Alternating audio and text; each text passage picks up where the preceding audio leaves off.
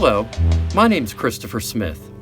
I'm a reference librarian in the Genealogy and Local History Department at the Public Library of Cincinnati and Hamilton County's main library. I'd like to introduce you to a new series that I call A Spot in Cincinnati.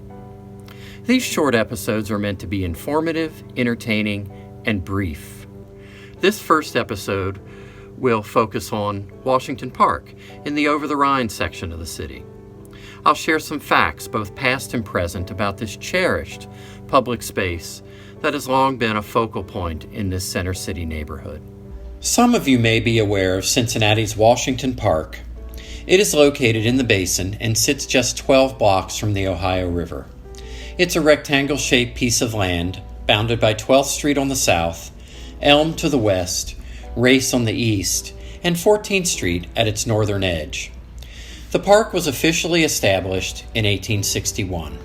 In the early years of the 19th century, not 20 years after Cincinnati's founding, a man named Captain John Kidd donated land, known as Plot Number 46, to the city for use as a cemetery. This new Presbyterian burying grounds would later be referred to as the 12th Street Cemetery by locals. Burials began at the site in 1805. This was located across the street from the newly designated public burying grounds, or Potter's Field, located on the site of present-day Music Hall. Dr. John Selman, a well-known doctor in the city at the time, and whose death was surrounded by mystery, has a permanent memorial on display in present-day Washington Park. His and other such monuments can be seen on the Elm Street side of the park, having been rediscovered during recent restoration work in the area. Joshua Wyeth Sr., the last surviving member of the Boston Tea Party and Revolutionary War veteran, was buried in the cemetery in January 1829. Mr. Wyeth now has a permanent marker in Cincinnati's Spring Grove Cemetery. While no official records survive, it is believed that up to 30 Revolutionary War veterans are buried on the grounds now occupied by Washington Park. Another notable name associated with the cemetery is Dr. Daniel Drake. Drake was to Cincinnati what Ben Franklin was to Philadelphia. Drake was a renowned physician, prolific writer, founding member of the Cincinnati School of Medicine, the Western Museum Society, and many other civic causes. When Drake's wife, Harriet, died suddenly in 1825, she was laid to rest at the Presbyterian grounds on 12th Street. Within a decade, Dr. Drake noticed people were using the cemetery as a gathering place and picnic area. This did not sit well with him. He eventually had his late wife moved to the newly established Spring Grove, where he too would eventually rest next to his wife. While cholera was a major threat during the mid-19th century, public health officials believed that vapors rising from corpses may also have been responsible for the urban health woes of the day.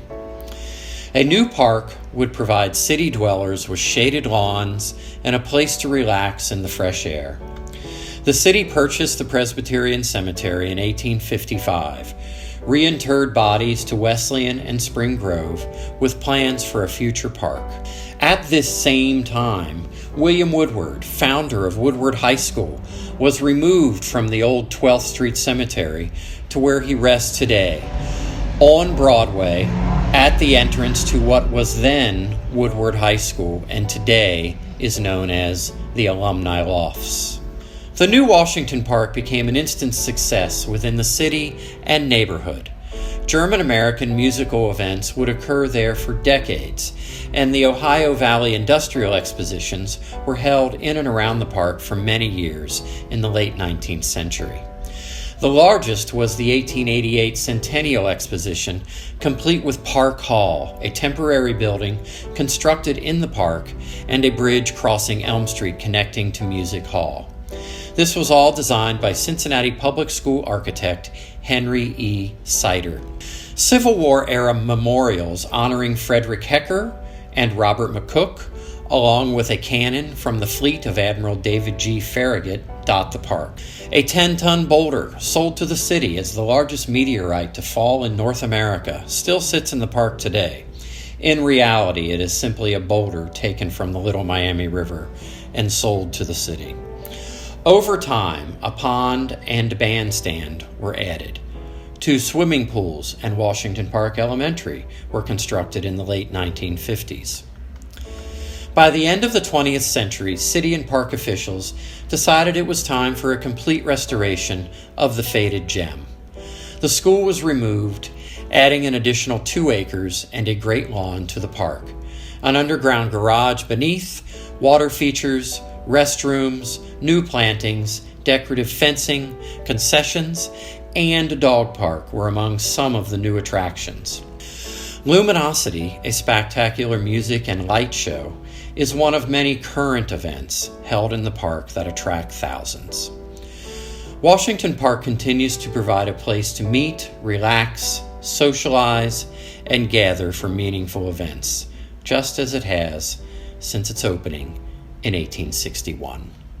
For additional information and research possibilities, please visit our digital library at cincinnatilibrary.org. And thanks so much for tuning in.